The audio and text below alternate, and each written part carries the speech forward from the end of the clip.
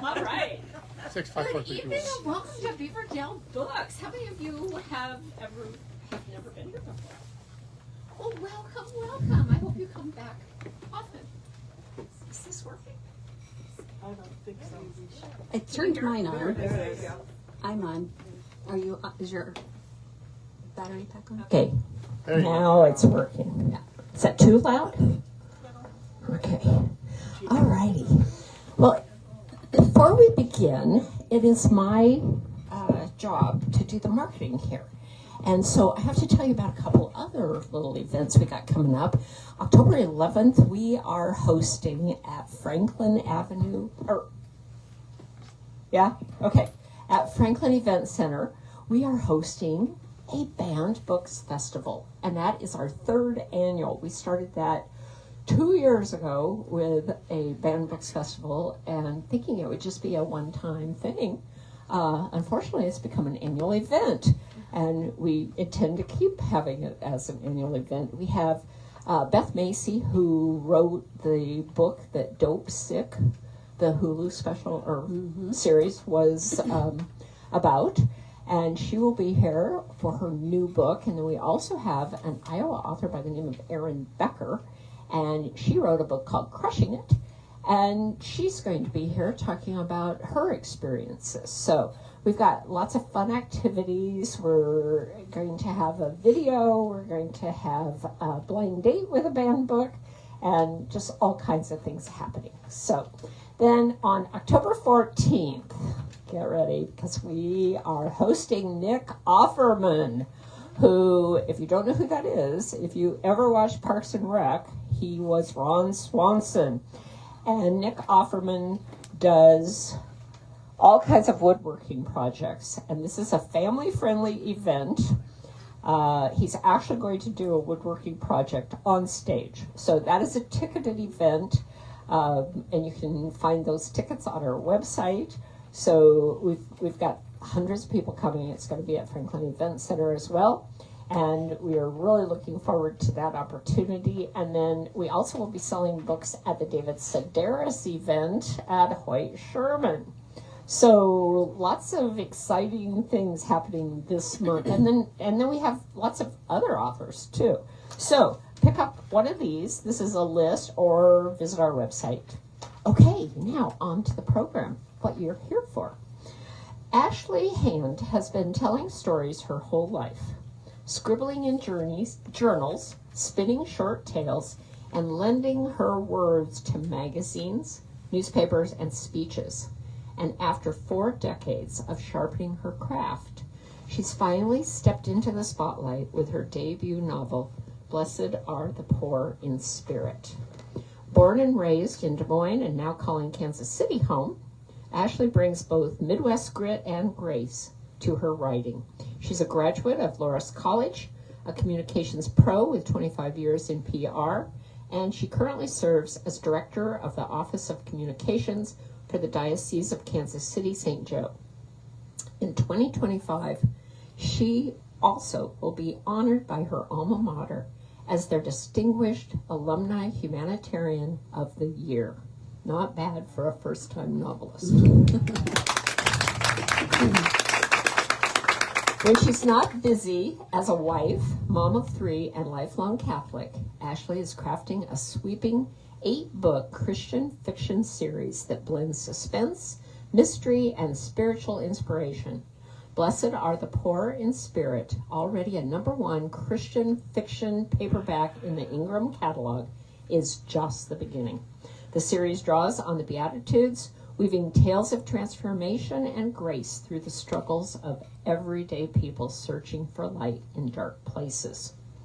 Her storytelling doesn't shy away from real-world complexity, friendship, motherhood, heartbreak, faith, tragedy, and the winding road to redemption. Her debut introduces readers to Cate Elliot, a young mother whose journey from despair to hope leads her into the unsettling grip of the mysterious town of Graypourt. What unfolds is part suspense, part spiritual reckoning, and all heart. The second book in the series, Blessed Are Those Who Mourn, arrives in March 2026, and Ashlie is eager to connect with readers through author events, signings, and collaborations. So if you love Ted Decker, Frank Peretti, or even Stephen King, imagine them with a spiritual twist. This is a series you don't want to miss. Please join me in welcoming Ashlie Hand. I do want to also mention that Terry Wood was going to be here as the moderator, so be patient with me. I just stepped in, and Terry shared her notes. All right, Ashlie, you've spent decades writing in so many different forms, journaling, articles, speeches. What finally pushed you to write a novel? Well, I have been a storyteller for most of my life. And I think if I had had the opportunity to do this coming right out of high school, I would have. But to me, saying that I wanted to be a novelist in 1994 was like, I want to be a movie star. It just felt totally inaccessible and not even realistic as far as a career. And so I got into communications and, got to do a lot of, great work, but it wasn't quite the creative piece that I was looking for. And so I think as I got older, I, continued to have stories that kind of, ran through my head from, time to time. But as I started to really kind of dig into my faith, I did the Bible in a year. I did part of the catechism in a year. I took this job with the Diocese of Kansas City, St. Joseph, and I just was like absorbing all of this, just amazing detail and background to why we believe what we believe. And so I think that really kind of inspired this particular story. And it kind of took some winding roads before it finally ended up where it did, but I think it was just the season of life that I'm in right now. My kids are older. I have a little bit more free time. My job is pretty flexible, and so I just the time and space kind of opened up for the opportunity. So do you think being from the Midwest made a difference as a storyteller? Do you think that had an impact? There's a lot of Midwestern, kind of scenery and just the sort of foundational aspect of who the main character is. So yeah, I do. I think, the Midwest is, to me, it represents family and home. It's very wholesome. And, so I think, that definitely comes out in the story. Mm-hmm. Mm-hmm. So faith plays a role in both your personal life and your writing. How do you weave those together without it feeling forced? Well, I think just living it. Living it, and in my position as the director of communications, I also get the opportunity to interact with a lot of people who are struggling with their faith, and who, are maybe not even practicing the faith. And so I think having that perspective made it a lot easier for me to sort of tell the story from someone who's in that position, mm-hmm. As opposed to maybe someone who, is very devout, and very devoted to their faith. I definitely wanted this to be accessible to someone who is struggling and, mm-hmm. and maybe doesn't have that foundation. Great. All right, so let's talk about the book. Okay. So this book is the first in an 8-book series. Mm-hmm. That is ambitious. Probably crazy. So, why did you start with Kate's story? Tell us about Cate and why you started with her story. Well, so there will be a unique character in each book, but Cate actually, the series is really her story broken up into 8 parts. So there will be characters who, exist throughout the entire series.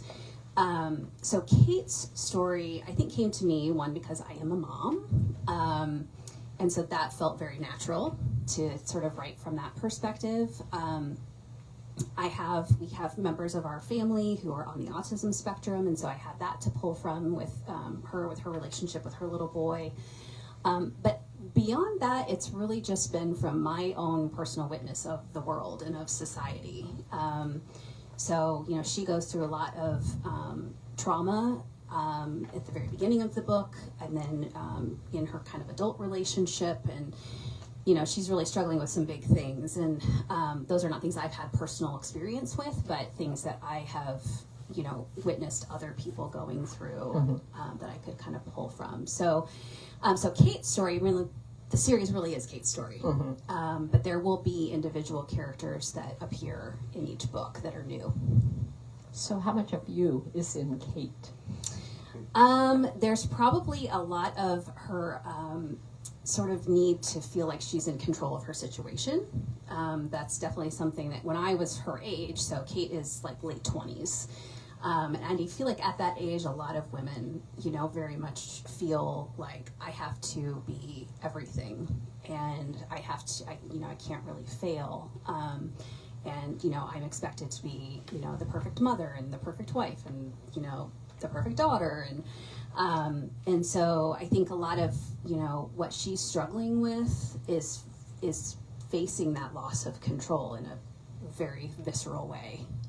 And so I do think that that's something that we all go through, at a certain time in our lives. And thankfully I'm sort of on the other end of that now. Not in every way. I struggle with that all the time. But I do think, particularly for young women who are new moms and all that, that's just, a very common, thing that they go through. So, Right. yeah. So Graypourt is rather mysterious and unsettling. Was it inspired by a real place or just came out of your mind? So the physical aspects of Grayport were inspired by a little town near where we live called Weston, Missouri, which is a kind of old frontier town, and is still very much developed, and they've maintained a lot of the history and a lot of the character. And it's a great little just day trip that my husband and I love to do. And there's a church there up at the top of a hill that's this beautiful Gothic building. And so that was the inspiration for the church in the book. That's kind of a home base for a lot of the characters and some of the story. So it is based on a real physical place, for sure. So you've said this series is built around the Beatitudes. How did you decide to take these ancient words and bring them into modern fiction? Well, it's funny. The Beatitudes have always kind of spoken to me. There's actually a song that is very common in the Catholic Mass called Blessed Are They. And any of the Catholics in the audience will probably know exactly which one I'm talking about. It's one we've all heard growing up. And so that song has always just been one of my favorites. And I think as I got older, I always kind of went back to the Beatitudes. It felt familiar. It felt like something that was, kind of comforting and safe. And so as I really started to dig into them, it became very clear that you could literally tell a story for each one, where that you could kind of layer it against modern day situations and modern day society and, the things that we maybe prioritize in our lives. The Beatitudes are sort of that answer, that spiritual answer to how we're supposed to, kind of respond. So was there one character that was especially hard to write? I think one of the hardest characters to write was Father Matthew. So there's a priest who Kate meets when she first arrives in Grayport, and he sort of becomes the kind of spiritual guide, but he also has a little bit of a villain aspect to him at the beginning because she doesn't really understand who he is. And that was difficult because obviously I interact with priests a lot, but I'm not a priest myself. And not wanting him to be a villain. You know, I didn't want that for his character. I want him to, you know, kind of redeem himself and, you know, become the person that he's supposed to be. So that has been an interesting journey to try to soften him and not make him seem so scary, which, you know, is kind of the impression he gives at the very beginning. So, is there one character that you related to the most? Is it Cate? Yeah, I mean, probably Cate, but then she also has a friend named Maggie who is very much based off of my college roommate.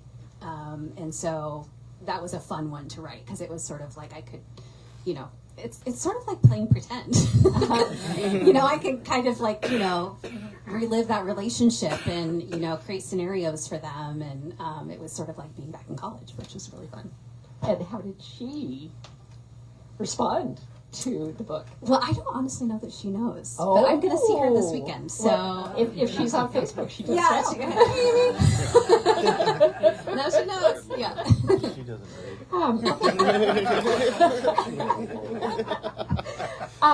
I understand it's important to read the prologue and the epilogue. Why? And I have learned since, you know, publishing this book that not everybody does read them, and so yeah, I just wanted to make or that in the right point. order. Right. Yeah. So I just wanted to kind of explain them a little bit, especially in this first book. The prologue really establishes a very foundational part of why Cate is the way that she is. So it's really important to read, and it will have. There will be a prologue in each book. So all 8 books will have a prologue, and it's going to be a continuous story. So there will actually be, it will reveal a little bit more about this one particular situation in her life in each book. So that will be important. And then the epilogue in this particular book, if you don't read it, you will be very confused moving forward. Okay. So it's pretty important. So there's the instructions. Yes. Yes. You've called this Christian fiction, but would you say it's a Catholic novel? And will readers of other faiths still understand it? Absolutely. Yeah. There's, you know, I kind of refer to, I don't know if anyone in here has read Ann Patchett. Oh, yeah. Tom Lake. I'm currently reading, or I just finished The Dutch House.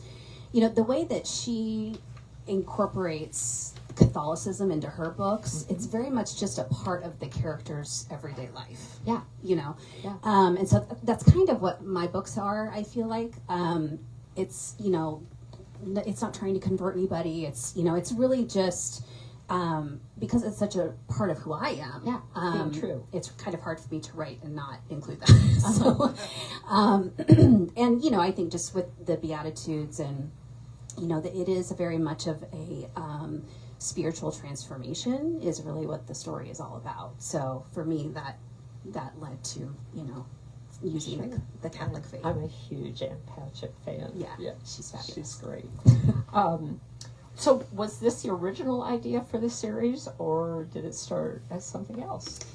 So this series was actually inspired by a radio interview that I listened to on Catholic radio. They were talking about euthanasia and the idea of you know, the value of human life. And they talked about how in our society today we sort of place value based on someone's ability to be productive.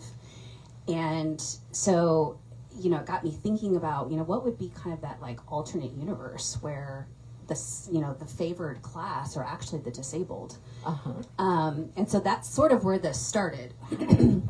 And I, you know, that was kind of when the Beatitudes came into play and everything, and it was going to be a little bit of a different story, but there was always Cate and her little boy. They were there from the very beginning. But then I think I just wanted it to be not so much of a fantastical kind of a thing. I don't know, I think I got to the point where I didn't feel like dystopian fiction was my thing. So that's where it kind of veered into more realistic fiction. And you always saw it as an 8-book series, or? Once I decided that it was going to focus on the Beatitudes, because then I started thinking through, okay, how will I play this out in one novel? And Exactly. It's starting to feel like this is going to be, you know, so incredibly long. Well, what if I break it up and I just do one book for each one? So you mentioned Ann Patchett. Who are other literary influences? I am a big fan of female authors. I am a huge Stephen King fan. I read a ton of Stephen King when I was in high school. And so I think Horror and, I mean, yeah, the whole Tommyknockers Yeah. and The Shining, and I was big into like scary movies Yeah. when I was in high school. That all kind of went away once I became a mom, but then it wasn't so fun anymore. So I think that influenced a lot of the mystery and suspense piece of this. I honestly don't read a lot of Christian fiction. That's not just been something that I've really been drawn to. But I do read a lot of historical fiction. I love Kristen Hanna. I love actually Gregory Maguire. So I've read the first three of the books in the Wicked series, and you know I've always kind of been drawn to series for some reason. I think I just like to really like invest myself in a story and in characters, and so. Harry Potter was actually a huge inspiration for just the idea of kind of just going for it and just doing, you know, a long series. Yeah. Wonderful. Okay, what was the hardest scene for you to write in this particular book? What was the hardest scene? Oh boy, the one I struggled probably, and again, I don't want to give away too many spoilers. Right. Probably where Cate gets separated from her son, and that's actually in the synopsis, so I'm not giving anything away. Too close to home. Yeah, I haven't. Well, yeah, I mean, I haven't been separated from any of my children other than when they go to college. Yeah. But you know, that is obviously a huge fear of any parent. Right? Absolutely. So that was really difficult to write, and I think I made it a little too watered down to start with, but I had some early readers. I did kind of a first edition book club, and probably the best feedback that I got from that group was she's not fighting hard enough for her son. Oh, wow. And so I had to go back and really dig deep and, you know, make that part of the story. It's hard to read, but I think it's important. So what's your process?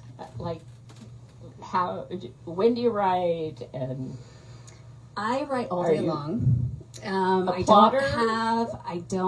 don't outline. No. I pretty much know how the book is going to start and how it's going to end.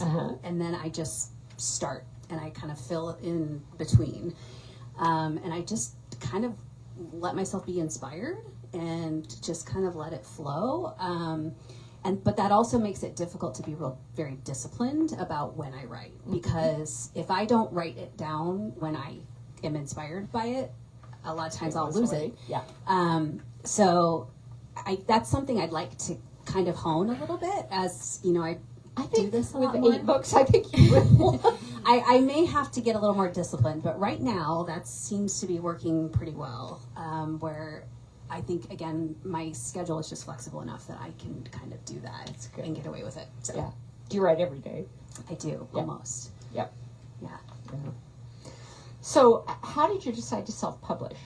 And how did you learn how to do that? Honestly, that came completely from just not thinking I was going to be good enough to get a publisher. So I just was like, I've never done this before. I'm not going to, you know, submit this to a publisher and actually get it picked up. And I felt very strongly that this story needs to be told. And I also, as I kind of started researching publishing, it's extremely difficult. Probably impossible to get an 8-book series picked up from a completely unknown writer. So I just knew it was never going to happen. So I just thought, I can't not do the entire series, and I don't want to be limited. And so I just thought, I'm just going to do it myself and get it out there. And do you want to give a shout out to your editor? Sure. So I went through a website called Readsy, which is kind of a global resource network for writers, for indie writers. I've heard other authors talk about that. Yeah, it's actually very robust. I mean, I was super impressed with what they had to offer. And so you basically just put out a query, and then, you know, for an editor, and then people respond to you, and they give you quotes, and, you know, how long it's going to take and all that kind of stuff. And the woman that I connected with, her name is Amanda, she's called the Engaged Editor on Facebook. And as I started talking to her, I found out she was a recent convert to the Catholic faith. She's a single mom, recently divorced. She has a little boy with special needs. Oh, wow. And it's just as we continued talking to each other, it was just like, okay. Yeah, I mean, it was meant to be. Yeah, this was totally meant to be, and she's going to totally get this. And she did an amazing job. Yeah. Yeah. Yeah. And had you edited quite a bit before you handed it over to her? A little bit, yeah. So she also, because it was my first book, she was also kind of coaching me. Mm-hmm. So she had also, like, we were kind of editing as we went. Uh-huh. You know, like I would send her a certain amount, and then she led the first edition book club for me. And then I didn't participate. So it was very, authentic. And then she would kind of, take notes, and then she would send those notes to me, and then I would use that to refine the story. So, yeah. It was and a really good relationship. You had a group of writers that you also were sharing work with? I did. So I actually went through a program with our local library called the Story Center, and they have a storytelling certificate for writers. Cool. That's through our local community college. And so I was getting the chance to bounce ideas off of people, and I was getting fantastic additional training on all kinds of things, and learned a lot. Wow. What library was that? It's the Mid-Continent Public Library. So it's kind of the suburban library network in Kansas City. It's incredible. Yeah, and it's all free. That's fantastic. Yeah. I want to know more about that. Okay. Since you didn't grow up on a farm, where did you get the inspiration to make that part of Cate's backstory? Yeah, so I've talked a little bit about, so I did a book club for my mom and some of her friends last night. And I think it was really growing up going to the Iowa State Fair. Oh. That had such a huge impact on me that I don't even think I realized. And then just, going to summer camps and different things, during my childhood, and meeting people who did live on farms, and, just kind of always being impressed by that, just the work ethic that's involved. And you grew up in Iowa. Well, sure, yeah. I mean, I didn't grow up on a farm myself, but I certainly was around it and around people who did. So, yeah. Okay. So you have worked in PR and communications for 25 years, which is impressive. Yes. What's harder, writing a news release or writing a suspenseful novel? The novel is a lot more fun. I bet. I will definitely say that. Probably the press release. Yeah. Honestly. Yeah. That, to me, that was not a natural way to write.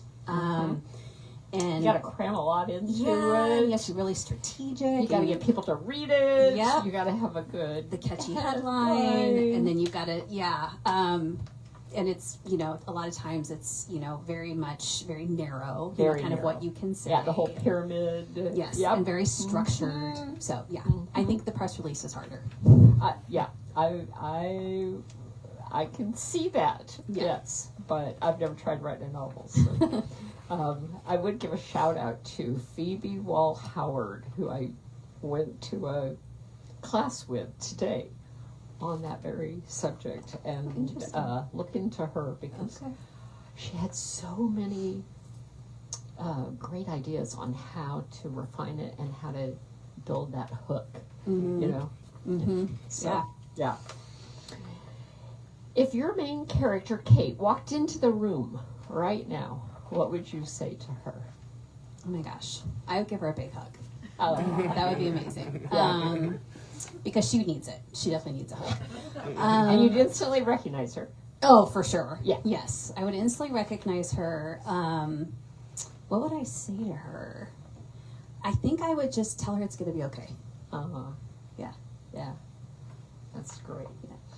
And if you could cast anyone in the movie adaptation of Blessed Are the Poor, who would you pick? Oh my gosh, Keira Knightley, I think would be a great Kate. Yeah. Yeah. I don't know why that literally just popped into my head. I just watched Pride and Prejudice. Okay. Knightley. She's just got that real classic look. And that's the only one. Oh, well. So this came up in a book club yesterday. So I don't know if the Catholics in the room probably know who this person is, but his name's Father Mike Schmitz. Anyone familiar with him? I know he doesn't act, but he could. And he would be Father Matthew. And actually, so Peter, who is the third person in the little friend group, he is actually kind of loosely based off of Paul Rudd. So that would be an easy one to cast. Wow. He's so handsome. He's so cute. Yes, so handsome. He is. Thank you You're welcome. for that validation. No problem. He supports my push. So, what's one book you've read recently that you would recommend to everybody that's here tonight? Oh my gosh, probably. And hopefully we've got it on the shelf. Yeah, I would say probably The Dutch House. Oh yeah, By Ann Patchett. So Yeah, good. it is great. If you've read Tom Lake and didn't really care for it, The Dutch House is way better. it is. It is. Yeah. And let's see, which one was it that Tom Hanks? He did the audiobook. Oh, It was. It was, wasn't it? That would be good. Yeah. Okay, Yeah. I'll have to I listen to didn't. that. I didn't listen to it, but one of the people that works here listened to it, and she said he did a phenomenal. That's Did you perfect because agree it's told that- from the son's It was wonderful. perspective. Yeah. Yeah. That's awesome. Okay.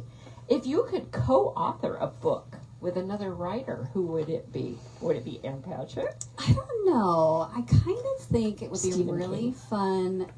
Yeah. So I don't really do historical fiction, but I do think it would be really fun to write a book with Kristen Hanna. Oh yeah. I just think She's it would be so amazing. cool to just kind of be on the inside of her process, and Yeah. because I know she does a ton of research. Oh, and absolutely. that would be a really cool project. Mm-hmm. Yeah. Okay. What type of person would be the best for someone to lend your book to? So again, I think it would be somebody who is maybe not practicing their faith right now, is maybe struggling with a particular issue, or is suffering with something. Because I think it's, hopefully the story is kind of hopeful. I think it provides a little bit of some guidance maybe on getting to that point of being able to just surrender to your situation, and knowing that there's somebody that's going to be there to catch you. Mm-hmm. Great. And we are going to want some questions from the audience, but there's a few more here, and I do have to say thank you to Terry Wood for the questions and Everything. Yes, She's an yes. incredible So advocate. shout out to Terry. I told her to be listening. Yes, So- thank you, Terry. Feel better. We miss you, Terry. So when you're not writing, who is Ashlie Hand? And what Okay. does she do? Former momager for my two theater kiddos. One of whom is pursuing musical theater in college, one of whom is about to go to college and wants to go into film acting. So it's been an incredible experience being, basically their number one fan. Definitely mom. We have our oldest is back home with us right now, so getting to guide him through the early days of his career and getting started on adulthood, and having lots of fun with my husband. We get to do all kinds of adventures, and are kind of easing into the empty nester life. It's not all bad, is it? No, it's not at all. And of course, my job is extremely important and challenging and inspiring and interesting, and that's where I'm at, during the week. What gives you the greatest joy? Oh, my kids. Yeah. Yeah, for sure. Yeah, seeing them thrive and, figure out what they love to do, and being successful at that is huge. Yeah. Yep. So, looking ahead, book number 2 is called Blessed Are Those Who Mourn, and it's due out in March, Yep. right? So, can you tease a little bit about where the series is going? So I've been saying that fans of closed door romance will be very happy with the second book. That it's incorporated more than I expected to. But again, I just sort of let it flow, and that's what the characters wanted. So, so Gotta go where they go, right? that and closed door is not explicit. Right, So right. it's very tame, very wholesome. And there's also some of the new characters that get introduced are probably not who you would expect. And not people that I necessarily have personal experience, haven't had their lived experience, but I have had, again, these are people that I witness in my own life. And so that's been really fun to, kind of try to think what they would think and try to understand their motivations and why they might do the things that they do. And so, Kate's going to sort of have an experience with somebody new in each book that represents this particular beatitude, and she's going to learn something from them that then it's going to kind of build for her. We're kind of stacking these these lessons so that she can eventually, be who she's meant to be. So the characters, they just pop in there? A little bit. Yeah.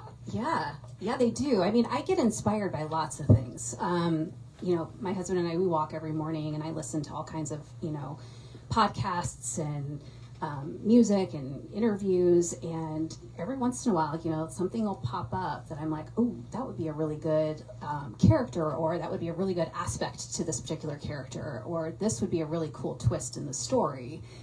And so that, a lot of times that's really where I get inspired. It's just, there and in the shower and in the car. Yeah. Shower. Yeah, definitely shower. Yeah. There's something about having your head and being relaxed clear and it just I just flow. What message or feeling do you hope your readers will carry with them after they finish the first book? Well, hopefully they're excited to read this journey, that they're all on and where they're headed. Wonderful. So if readers take away just one thing from Kate's story, what should it be? That there will always be mercy. Oh, tell us more about that. Well, I mean, I think a lot of people feel like they're not worthy, of God's love or just, kind of spiritual graces. And so I think what I'm hoping comes out of, these kind of broken people, who, will all eventually, go through this transformation, that's there for everybody. Oh, wow. What a wonderful message to share with people. And yeah.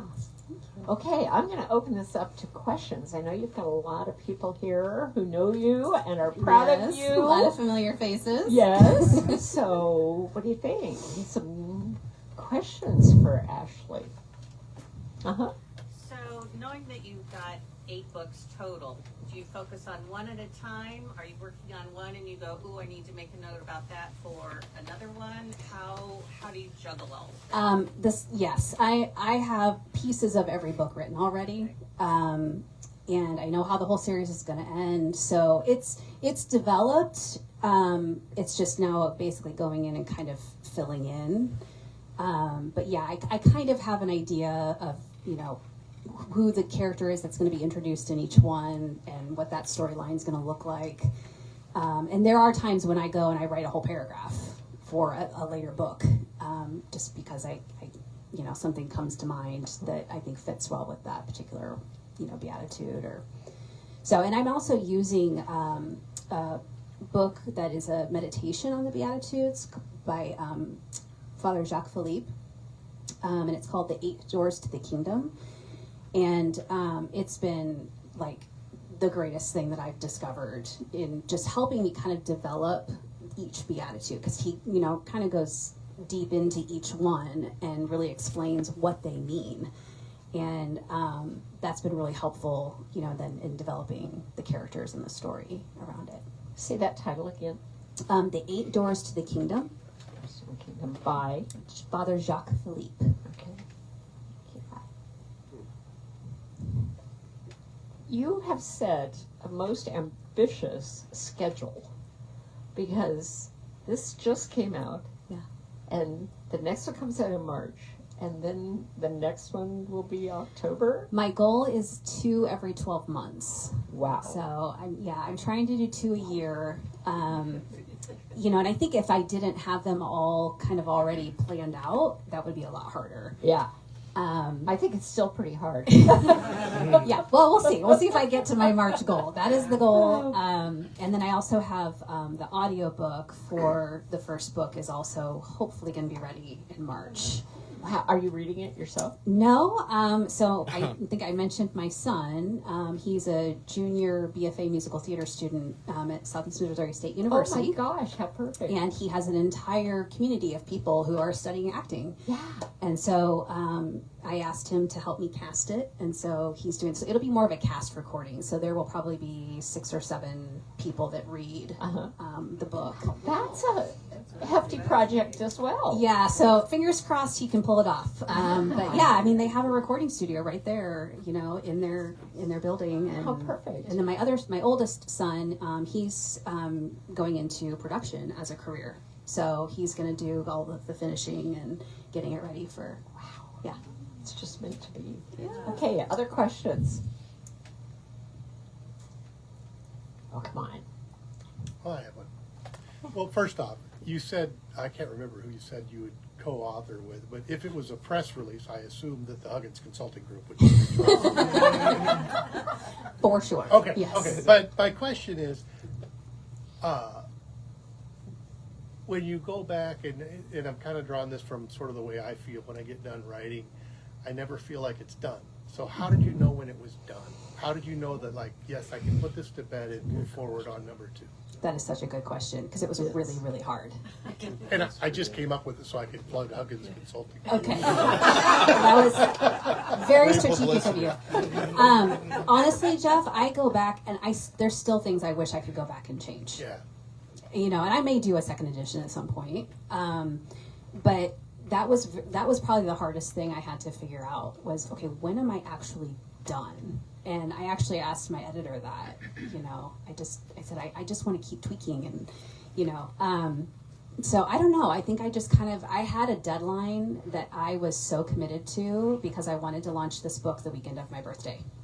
So I think if I hadn't done that, I would have kind of felt like I failed.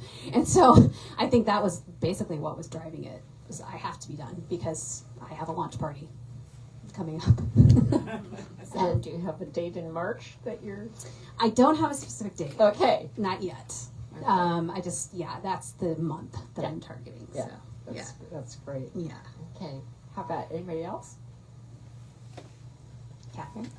What's after the Blessed series?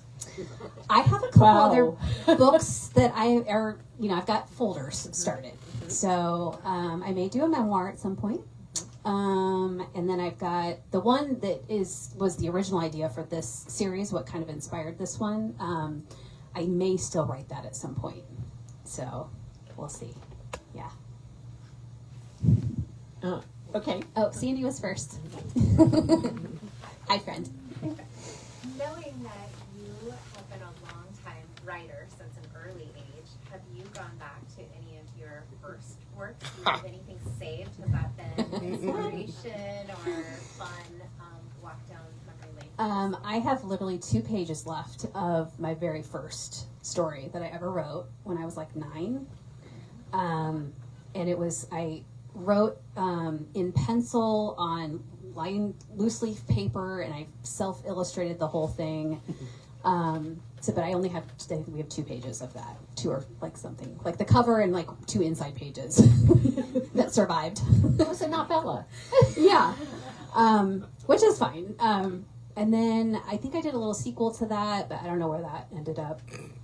And then So you've been doing sequels all the I time. know, that's what I'm saying. I've always been drawn to series. I don't know why Yeah. that is. But yeah, it's always kind of been my thing. Wow. Okay, right here. So I'm Sandy's mom, and so we've known the Fultons for a really long time because they were great friends from middle school and all the way up till now. And Sandy had told me for years you always wanted to be, for years, that you wanted to be a writer and to write a book. Yep. And I am so proud of you.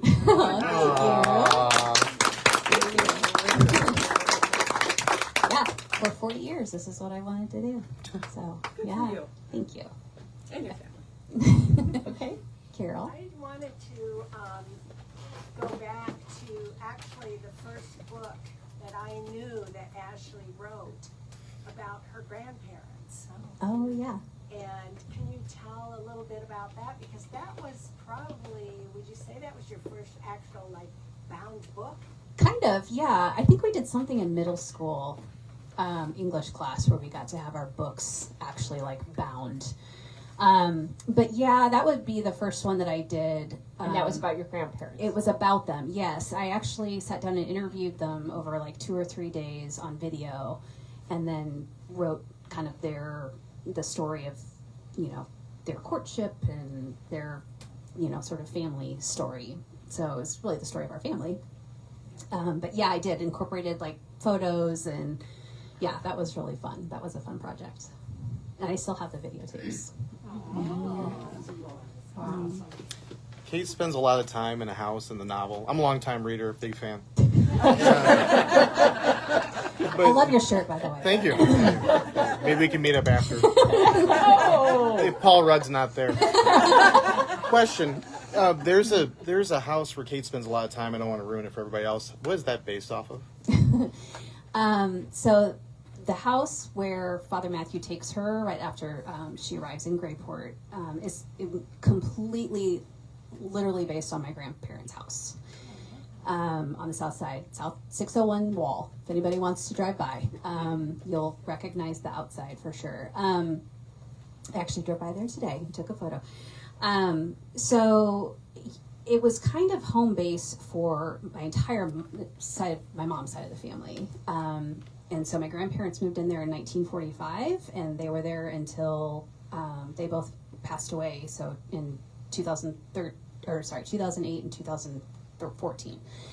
So they lived there a long, long time, and it was, you know, again, that was where and then we had a big family. So a lot of you have this experience, you cram like 40 people into this tiny little house, but those are some of my most cherished memories. And in my immediate family, we had 3 birthday parties every year. It was your immediate family with your friends, and then you had the birthday party at Grandma and Grandpa's house with all the cousins and aunts and uncles. And so it felt to me like it would be the perfect kind of anchor for Kate and what she's going through. And because it was a safe place for me, I could really develop that as kind of like a safe place for her, a home base where she could kind of go reset and Lovely. recover. Yeah. Yeah. Okay. Yeah.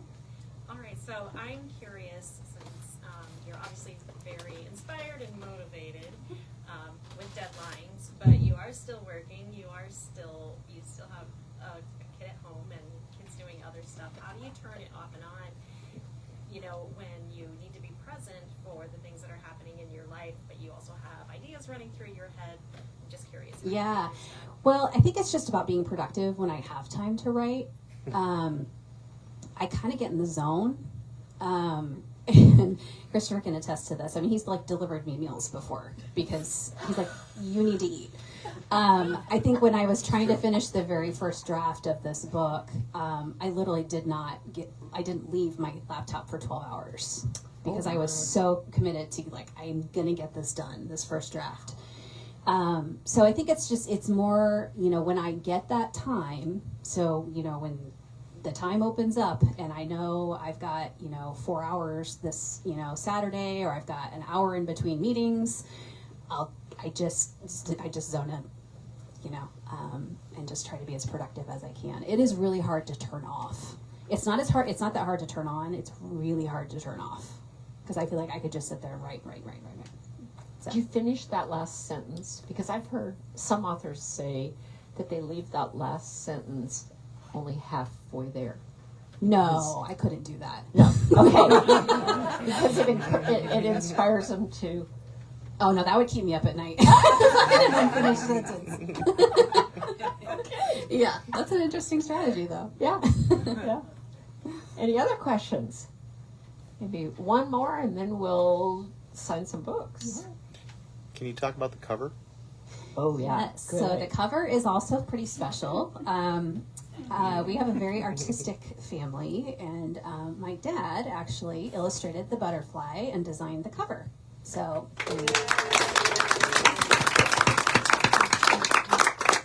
and he's locked in for all 8. So, Pressure's on. keeping him on task. And is that a particular butterfly? I don't remember what it's Is called. that the one we found on the sidewalk? I did find one on the sidewalk that I was like, because I didn't have a specific like species in mind. I just knew I wanted it to be yellow. But I found one on the sidewalk. I literally picked it up. It was like falling apart. And I took a picture of it and I sent it to my dad. And I said, "This is the one. This is the butterfly." Catch them up a little.